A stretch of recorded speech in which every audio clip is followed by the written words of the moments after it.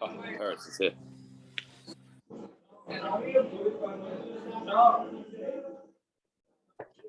All right, there we go. Okay, so let's go. We got to make a decision on tomorrow. I didn't do. You guys have to make a decision. I put my opinion out there. What's your opinion? I remember. Remind me. Anytime. I don't care. Want to do in the morning again? Whatever the island thinks that they'll be able to do the best. Anybody chiming in over here? Nobody ever gives opinions on this stuff. I vote for before Yontif. Yeah, later in the day. Later in the day. How much time are you gonna need? We're gonna need extra because we have to do I would like to do tonight. Yaakov, Monday's daf is short. Monday's daf is short, but Tuesdays is long. But we're doing Tuesday night, no? Naftali wants to make sure he gets out and take it down that sukkah, baby. What? You don't want to. We're learning Tuesday Tuesday night. night. The sukkah. What? Are we learning Tuesday night? Or we're not learning Tuesday night. Or you want to go to Williamsburg? So you want to do it? You want to do? No, we are learning Tuesday night. Nobody's taking down their sukkah unless they put it away wet. Oh, it's gonna rain Tuesday? It's not supposed to rain Tuesday. It's supposed to rain Monday a little bit. Monday, I think. Monday's supposed to rain. And not a lot. What about a half an hour tomorrow morning and a half an hour before you? We're not gonna get people to sit twice. I mean, where'd you come up with that idea?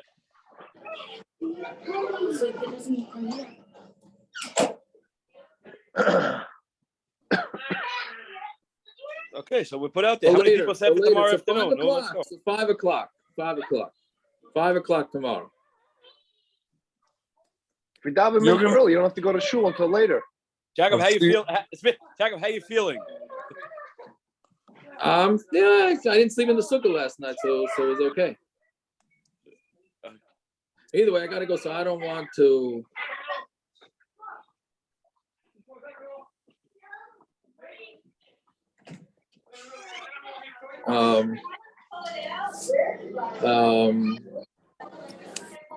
Okay, so let's go.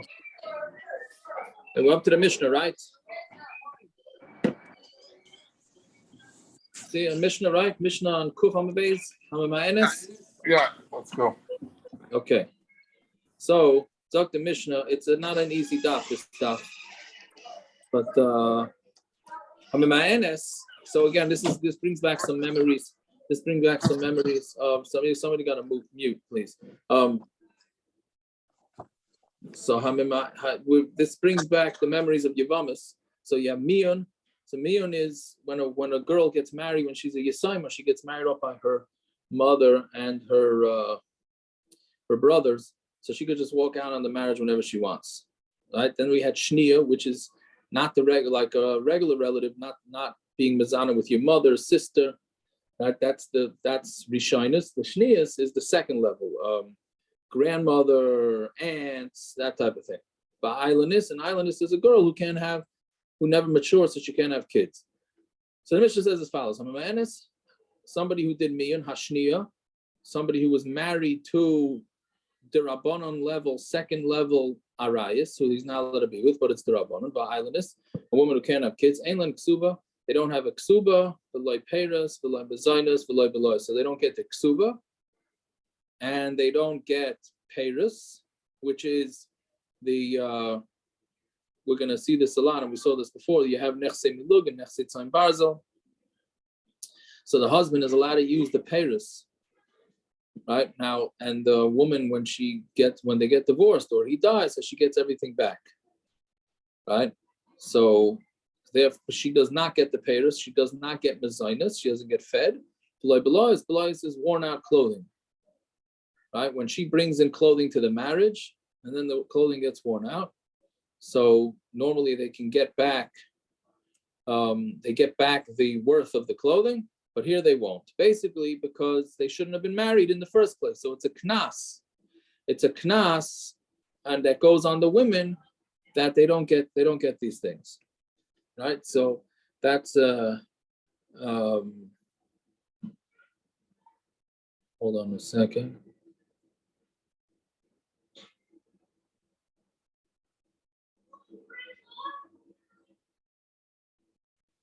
Fine. So, so that's the first thing. But if the man marries her in the beginning as an eyeless, then she does get the kesuba. Fine. Amana l'kohen gadol. So on amana to kohen gadol, grusha chalutza l'kohen headed, and grusha chalutza the kohen headed. These are all lavim in the Torah. These are not chorus, right? A widow to a kohen gadol, a divorcee or chalutza to a kohen headed, a mamzeres and a tzon to Yisrael, pas Yisrael and nasan u'lamamzer, right? The Eishlan kesuba there, they do have the kesuba.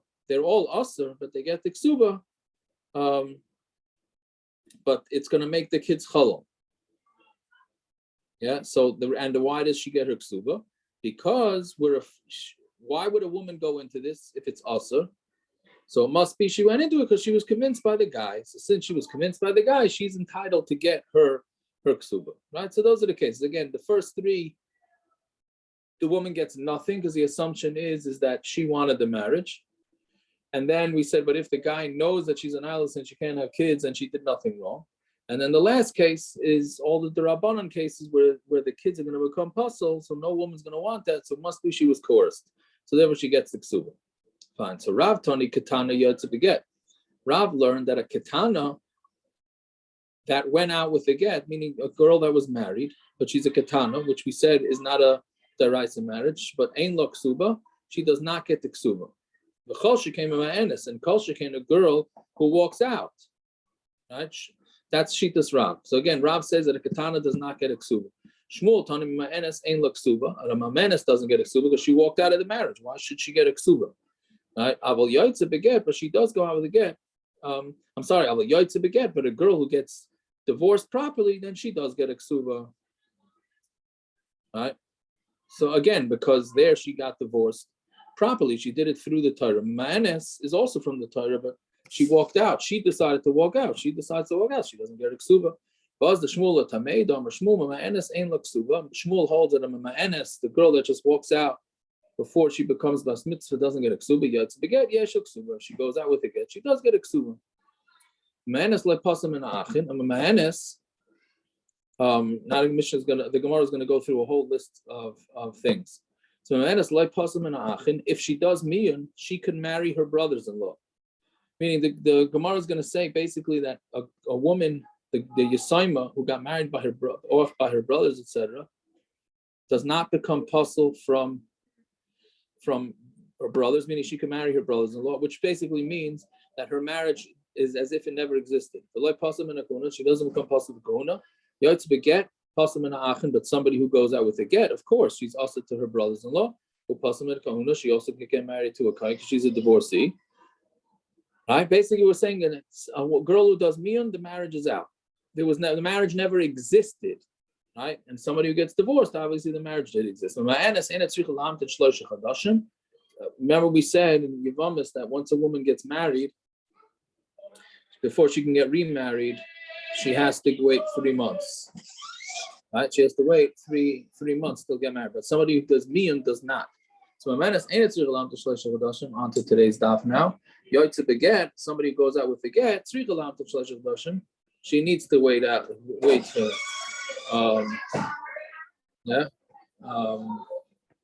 then she needs to. My kamashmal, Tanina, we learned it already. Tanina, cool, we learned all of them. Man is the ish, somebody who does miyun on a man. Who mutter b'kreva, he's mutter in the relatives. He who tears b'kreva, and she's mutter to his relatives. She doesn't become possible in a guna. That's if she does miyun, right? So that she just walked out on the marriage. The marriage doesn't exist, like we said. Nasan lo get. If he gives her a get, who also b'kreva, he is also in her relatives. He asur b'kreva, and she's also to his relatives. So possible in a guna is possible in a guna. So you see, we have a Mishna that says this. So why is the Gemara saying that miyun? We look at the marriage as if it never existed. And with the get, we do. It was the same exact thing. So the Gemara answers, no, the tricha lahamtin gimel chadashim, it's tricha. This brisa that we just quoted never said anything about waiting 3 months. So we were adding to the mix. We said the whole list of the first things, and then we added that she has to wait 3 months So that's why it said it Deloitte Tanan. That the Mishnah did not say. So since the Mishnah didn't say it, we were adding it. So first we went through the standard list of the differences and then invite. Let's say it's a Machlokes Tanaim. Rabbi Lezer, ain't Maisa Katana Klum. The Maisa of a Katana is nothing. Meaning meaning of getting married to a katana is nothing, meaning it's not a marriage. And her husband, if she does get married, her husband does not get her mitzias.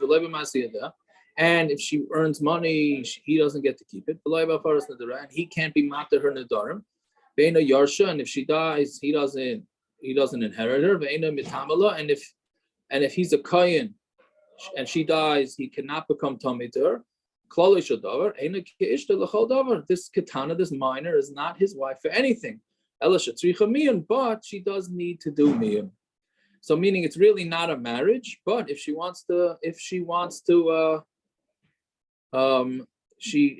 leave, then she has to leave before she becomes bas mitzvah. Once she becomes bas mitzvah, then she's going to need a get. But that's the Rebbe Eliezer sheet. Rabbi Yehoshua, no, ma'isa katana klum. The ma'isum of a katana is something. And the baila does get her mitzias if she finds something. Her husband gets to keep it in ma'asiyah there, and her earnings about first neder, and he can be mater neder the Yehoshua, and he inherits her if she dies, and if he's a kohen, he becomes tamei to her if she dies. She is like his wife for everything. She needs miyun, right? So what do you see from this?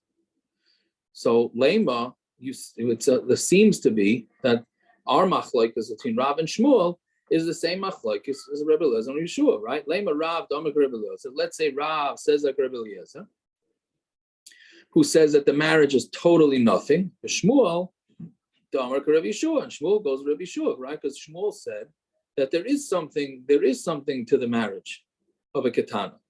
So the Gemara just wants to say that the machlokes Rav and Shmuel is the machlokes of Rebbe Eliezer and Rebbe Yehoshua.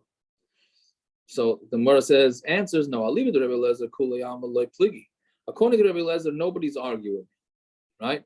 Meaning, Rav and Shmuel say that the Fi Rebbe Eliezer, that if a girl got married and she got her standard regular kesuba, right? I mean, she gets a standard get, then she doesn't get a kesuba. Right, because Rebbe Eliezer holds it was no marriage. Ki pligi, and everybody, Rav and Shmuel both say that Rebbe Eliezer says that. Ki pligi alibid Rebbe Yehoshua. Rav and Shmuel are having a machlokes in the opinion of Rebbe Yehoshua. Shmuel holds like Rebbe Yehoshua. Right? So therefore he holds that there is some sort of marriage. Rav, I'd come like Rebbe Yehoshua. Hasam elamidida lididei. He's only talking about a get, but he's talking about anything that goes from her to him. Right, like if she earns money or if she finds a mitzvah, so all those types of things that he gets to keep. But from him to her, which is essentially kesuba, that Rabbi Yehoshua says she doesn't get. Meaning, so basically, what he's saying is that it's a two-way street, or maybe it's a one-way street. I don't know how do you say it. Meaning, when a guy marries a katana, so he gets to keep all of the things like a standard wife. But she will not get a kesuba, right? Why that's fair? I don't know. I don't know why that's fair. Fine. Then we go by to veloy beloy. So we said that the woman she does not get her worn out clothing. So like we've discussed quite a few times, there's two different ways for a woman to bring belongings into the marriage. One is called nichse milug, and one is called nichse tzon barzel. Nichse milug is usually something that's not brought in initially in the marriage. Let's start with nichse tzon barzel. Nichse tzon barzel means something made out of metal. It's strong, meaning she brings something into the marriage. It gets evaluated at, let's say she brings in clothing worth $1,000. It gets evaluated, gets put into the kesuba. She gets $1,000. She's bringing in $1,000 worth of clothing. The husband can use the clothing or anything that she brings in, but she's guaranteed to get back $1,000 when they get divorced or when he dies. That's tzon barzel. It's a guaranteed investment. But if it goes up in value, the husband gets to keep the new value. What about the depreciation? No, she doesn't. She's going to get back her $1,000 finished. If it goes up, she still only gets $1,000. If it goes down, she gets her $1,000. but he's using it. Let's say she brings in a wagon or something. He's using it. He's allowed to use it, but she's guaranteed the 1,000. That's tzon barzel. And I don't know how it works with inflation. I'm not sure, right? And nichse milug is not. Nichse milug is that she brings in things. He's allowed to use it, but everything goes back to her. If it depreciates, then she loses. If it appreciates, she gains. So there's milas and chesroinus to both of them. Right now, usually most things that women bring into marriage do get evaluated, at least in the old days. Nowadays, it doesn't really. Right? So usually when nechse milug would be if she yarshins money in the middle of the marriage, so then the husband gets to use the fruits, he doesn't get to use the actual thing. Okay, so now what type of belois, when we talk about the clothing, how did she bring it into the marriage? As tzon barzel or as milug? Right? Meaning, is she expected to get the full price back? Or when it gets worn down, it's her loss. So Amr Rav Huna bar Chia, Rav Kahana Amrit Lon B'Shmei Shmuel Loishon or Nechse Milug. This is the Gemara was saying that she doesn't get it. That's if she brings it in as Nechse Milug, which is that she loses the depreciation. Nechse tzon barzel. But if she brought it in as Nechse tzon barzel, which is that she's bringing it into the marriage, the husband gets to use it, but it has to go back guaranteed at that price to her. Isla, she does get it. Right, that she does get. So Gemara says now there were 3 options in the Mishna we're talking about. We're talking about a ma'anis, the one who walks out of the marriage. There was the islandess, the one who can't have kids, and then there was the what was the third case? Islandess, ma'anis. Was it Bulgaris or something maybe? Shnia.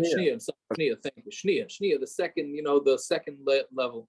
Right, so which one is this referring to? So Gemara asks us, Habibera Papa, hey, which case was he going on?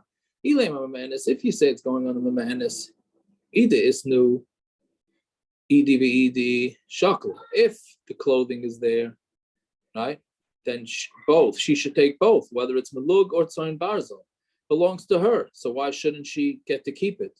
Be the less nahu, but if the clothing is not there, right, meaning that they're worn out, Ed then she's not supposed to take anything, right? Because then Rashi explains that the husband is going to say, why should I give her anything? She walked out of the marriage. Again, we're talking about Miyun, right? So she walked out. So why should she get to keep it if it's not?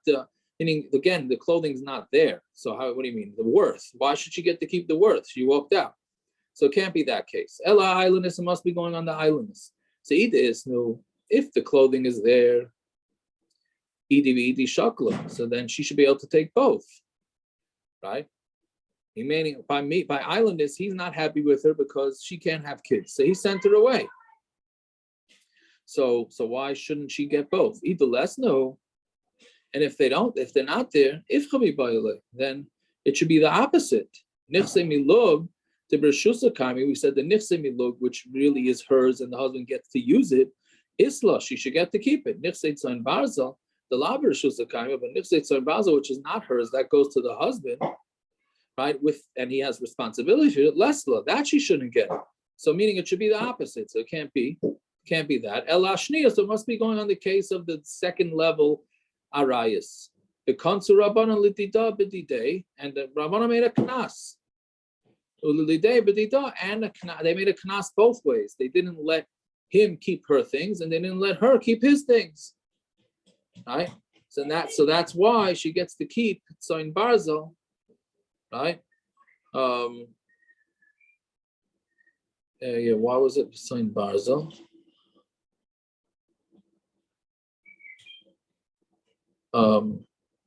So they only made a knas for the tzon barzel, not for the milug. Why not?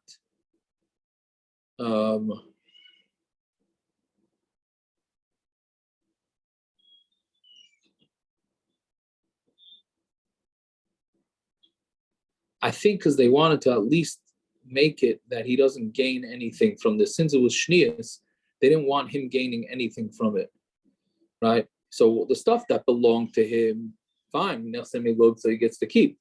But the tzon barzel, which never belonged to him, so then give it back like this. He doesn't have anything to show for, because they both did something wrong. Shnias are not allowed to marry each other. So that's what the Rabbanon were trying to do. They're trying to do a knas.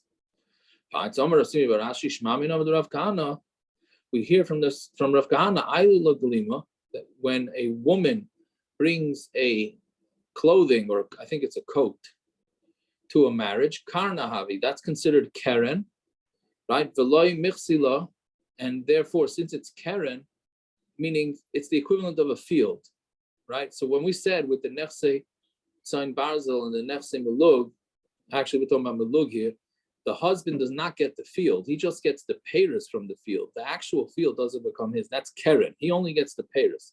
So Rav Simi ben Ashi is saying from this, we must say that the coat is considered like the field itself, and he's not allowed to use it until it gets totally worn out, right? So that's the chayra. That's what the Gemara is saying. So because he doesn't have a right to that clothing. So the Gemara asks, Rav Nachman said that clothing is considered peiros itself. It's not keren. So how are you saying that it's considered keren? So the Gemara says the Rav Nachman pliga.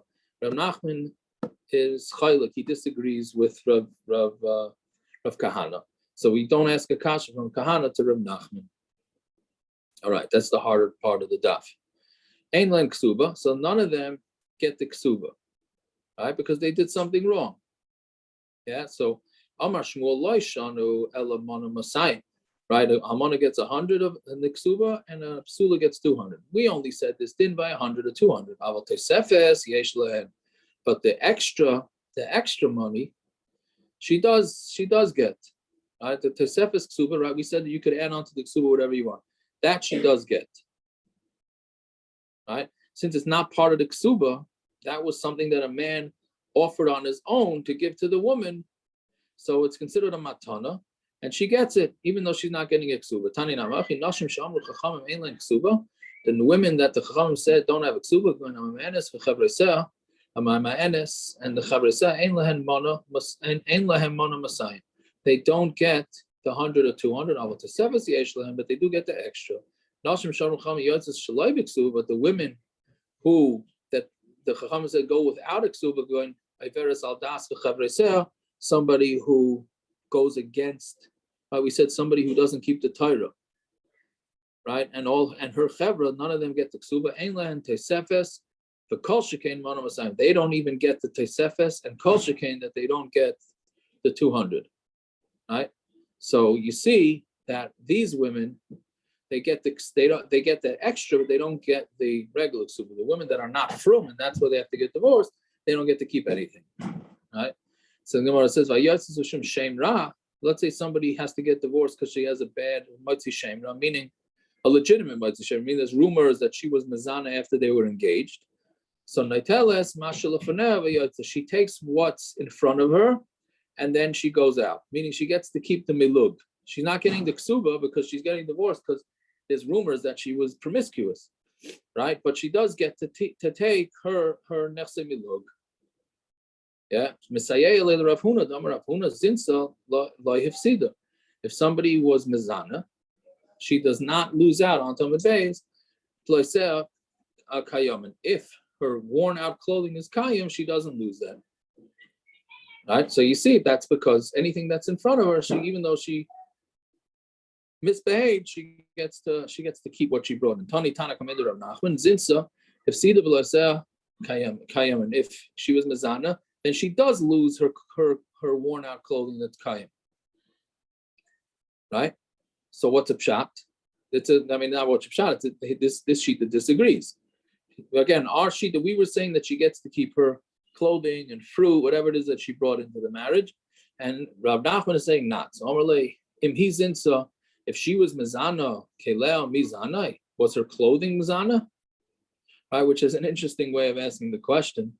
Meaning, we don't give her the kesuba, fine, but why can't she keep her clothing? Yeah, she doesn't. Meaning, kesuba is something that she gets from her husband when she gets divorced. Okay, so maybe it's a knas. Well, you can't. You're going to knas her, say, hey, by the way, you have clothing, take off your clothing. It's why would we take that? Meaning the knas would be she doesn't get her kesuba, right? But that she has to give up something that belongs to her. That's what he's saying. He's saying not, right? So Tani, kesuba is not deserving. There's no right. There's no knas at all. There's That's no what he's knas. saying. I'm saying. That's what he's saying. Aaron was asking, wasn't doesn't she get some kind of she did something wrong here? Meaning, is there an additional knas? Is that what he's saying? The sheet of not giving her clothing also? No, the Gemara is saying, why should she lose her clothing? Meaning, it's one thing to not to get the kesuba, fine, but why should she lose her clothing? Not to get the kesuba, she doesn't deserve the kesuba because she's playing. Correct, right. She's doing inappropriate stuff. That she automatically loses it.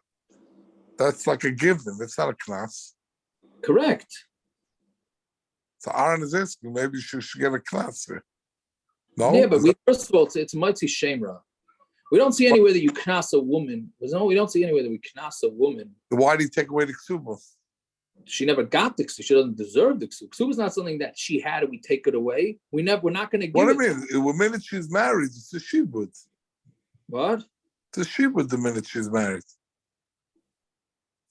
The minute she gets married, she has that lien. It's a shibud, no, but it's not her. She doesn't have it yet.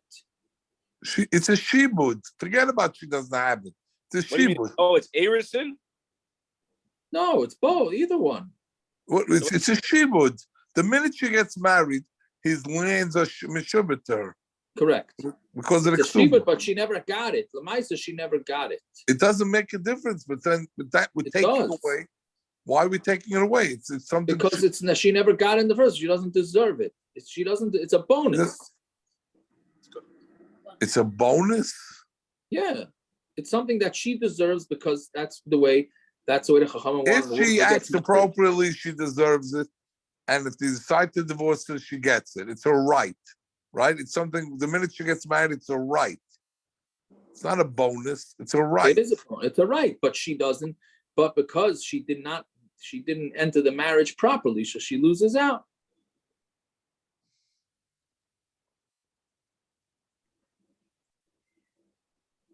That's what it is. Either way, but her clothing, certainly she shouldn't lose. That's for sure. That's what the Gemara is saying. So Tani Loif Sidabla Kaiman. She does not lose her clothing. That's Kayim. So Amar Amar Khan Amar Yachan and Suti Rabbi Menachem Stimsai. That's Rabbi Menachem Stimsai, which means the Stam Mishnah, right? That she loses out. That she loses her clothing even. And she does not lose the clothing that's still around. Fine. If she got married and from the beginning the husband knew she was an islandess, so he knew she couldn't have kids, and he married her anyway, so then she gets the kesuba. That's what the Gemara says. Islandess isha ve'ena isha. An islandess is a wife and she's not a wife. Right? Meaning, Rashi says it means sometimes she's like a wife, sometimes she's not a wife. Almana, isha gemura, but an almana is an isha gemura. Islandess, isha ve'ena isha. What does that mean? Hikerba, if he recognizes her, that he knew she was an islandess, yesh l'ksuba, she gets a ksuba. Lo hikerba, if he didn't recognize her, ein l'ksuba, she doesn't have a ksuba. Almana, isha gemura, an almana is an isha gemura. Bein hikerba, bein no hikerba, yesh l'ksuba. Whether he recognizes her, whether he doesn't recognize her, she does get the ksuba. Rabbi Yehuda, he disagrees. Rabbi Yehuda, Aimer, achazu v'achazu, whether it's this one, whether it's this one, isha ve'ena isha, they're both a wife and not a wife. Hikerba, yesh l'ksuba. If he recognizes her, she gets the ksuba. Lo hikerba, ein l'ksuba. He doesn't recognize, he doesn't get the ksuba. So then, so it's a machlokes is basically over the islandess. So Meisvei, we have a kasha concept. Why? What's pshat of lo hikerba by almana? According to Rabbi Yossi. You're right. I should have explained it better. I'm sorry. I should. We're talking about hikerba with a kohen gadol, whether he recognizes her as an almana or not. Right? Because if it's tam an almana, why nothing wrong with marrying her? Well, talking about whether a kohen gadol knew that this lady was an almana or not. So what do you say? So we're saying that the kohen gadol we allow him to be a pesheya. So lo hikerba. But we don't say he's a Russian. We don't say he would have married her. Correct. That's the shot? I think so. No. What, you think he would have married her? He didn't know she was an alma. She didn't know. The guy's stomach pesheya. He's a kohen gadol. Yaakov, it's a raya that the research that we do today is completely wrong. Look, the highest prestigious position in Klal Yisrael, and they couldn't do the basic research to find out about this woman. Yeah. That's true. So that's kind of what I'm asking. That's one way of looking at it. It doesn't make any sense. The most prestigious position in Klal Yisrael, and he couldn't find out that she's an almana. He could. On the previous Amud, we were busy with Mighty Shamra that everybody's talking that there's something about it. We couldn't find out that there's how much. It's a pella, the whole thing. Yeah, so right, but the whole thing, it's totally in. It's all totally in. Would he be'etzem not marry her because she's an almana? Meaning an islandess, a guy finds out, oh, she's an islandess, right? So, okay, I would never marry her. A guy, a kohen gadol marries an almana, he finds out he's almana, he starts thinking, okay, so maybe I'll marry her. So it'll be chalal, it'll all be this. Maybe I should stay married to her. It's not an instant no. He has to think about it. A halachic no in the marriage, it seems like they would have the kohen, at least that's what the Gemara is thinking. The kohen is not going to automatically say, turn it down. But an islandess, they would. That's what it seems to be the pshat. Right? And Rabbi Yehuda says both of them, it's both Isha and not a Isha. Right? If he knew it, she gets the kesuba. If he didn't recognize it, then she doesn't get the kesuba because it was a mekach tois. So Meisvei, I don't know if it's a mamash and mekach tois, but yeah, but he's not going to be happy. So Meisvei, there's a kasha concept b'cheska she came. If a kohen gadol married the almana on the chazaka that she was an almana, but nimtzei shehi came, and she is an almana. So the question is, why was he doing it? I don't know, but yesh kesuba, she gets the kesuba because the kohen gadol knew. Mashma hastama, let's say he married her stam, ain't lo kesuba. She doesn't get a kesuba, right? So you see that when a kohen gadol marries somebody stam, she doesn't get the kesuba. So how can the Gemara say that he does? Like tema hastama ain't lo kesuba. The diuk should not be made if stam that she doesn't get a kesuba. Ela ema concept becheskas she'ena came. If he married her with a chazaka that she was not an almana, but nimtza she came, and he finds that she is ain't lo kesuba, she does not get the kesuba. Right? Meaning, like this is what Gershon was saying.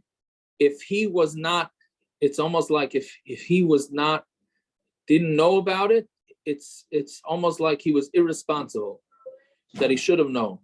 Right? So therefore, or she should have said maybe. Yeah, so that's what it's saying. So aval stama mai. So what happens? So what are you saying now? That if he stam marries the woman, what would be the din? Isla she gets a kesuba. Adatani becheska shehi kain, benimtzas shehi kain. Why do you have to say a case if he marries on the chazaka that she's an almana and she was an almana? Yesh kesuba, she gets a kesuba. Say a bigger chiddush. L'shmein on stama. Just say if he marries her stam, the kol shekeno. If he marries her stam, she gets the kesuba.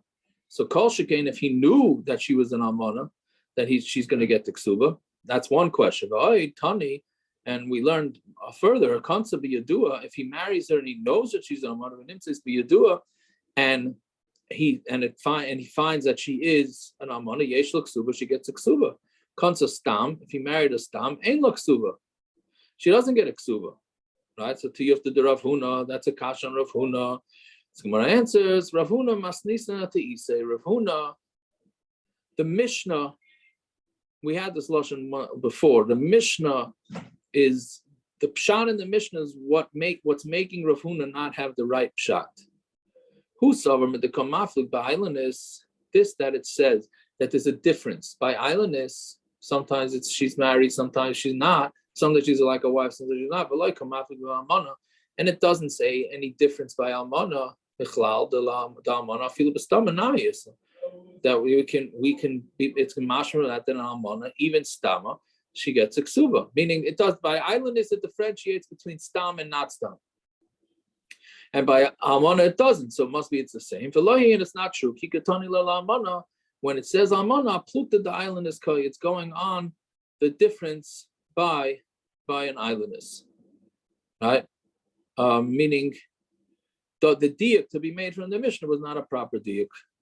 Right, so it's going on. So what basically the Mishnah is saying is that the almana only gets the kesuba if the kohen gadol knew about it. But if he didn't know about it, then she does not get the kesuba. Okay, it's a little bit hard. That Perek was very hard. Hadran Allah almana ניזונת. Let's just start. The next mission is not so hard with the beginning of the Gemara. Yeah. L'chaim.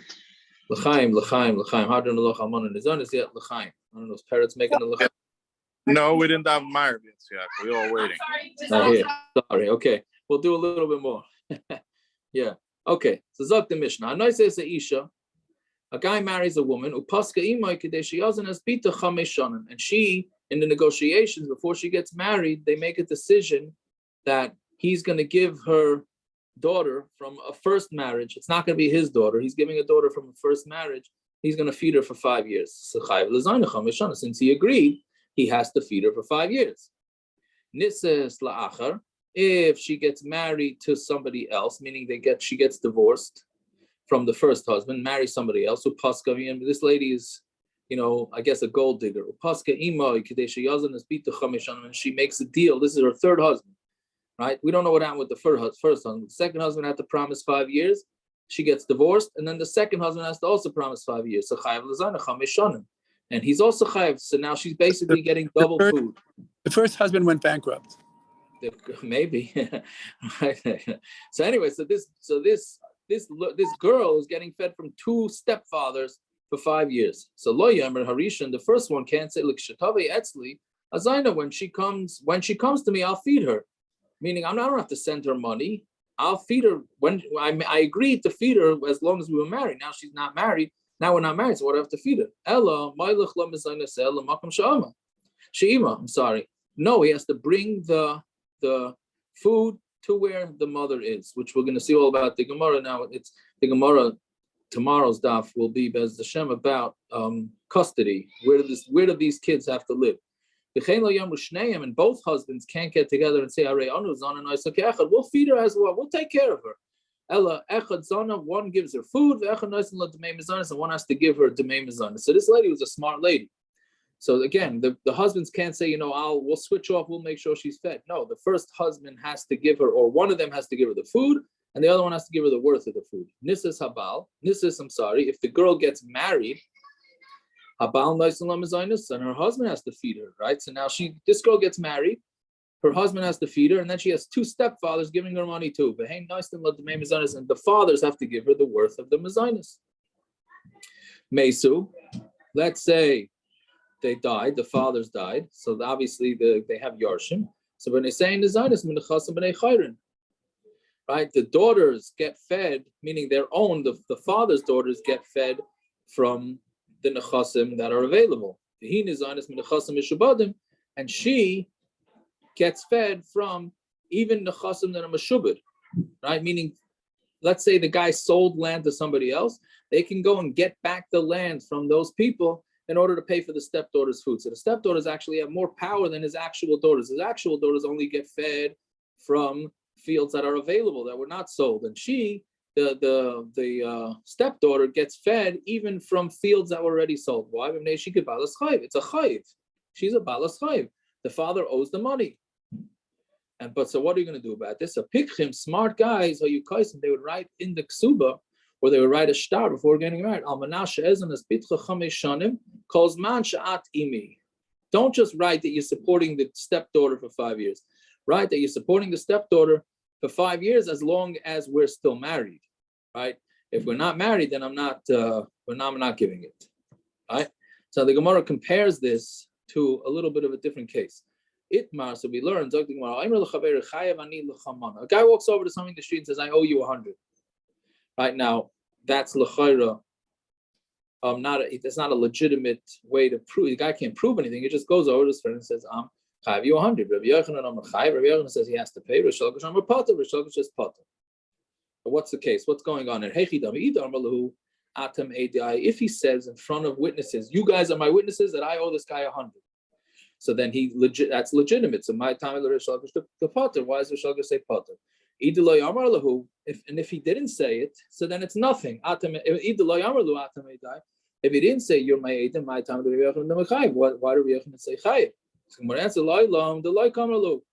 He didn't say anything. He didn't say you're my witnesses. What are we talking about?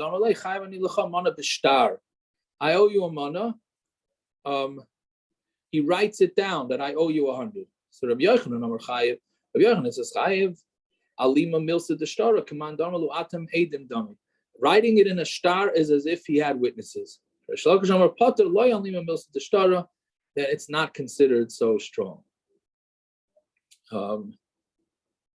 Okay, I guess I gotta go because everybody's waiting for me for Mariv. I would have liked to do a little bit more, but I guess we'll stop here. All right. So tomorrow, 5 o'clock, we got our work cut out for us. Rabbi Stein, are you coming home tonight or tomorrow? Tonight, Bez Hashem. Do you need Hoshanos? Yeah, I'm gonna talk to Naftali after I'm done. We'll figure it out. Yes, I do. I'll send my kids later or something. Well, all right. There's lots of scissors and lamps outside. Okay, thank you. All right. Good talk, everybody. Good luck, everybody.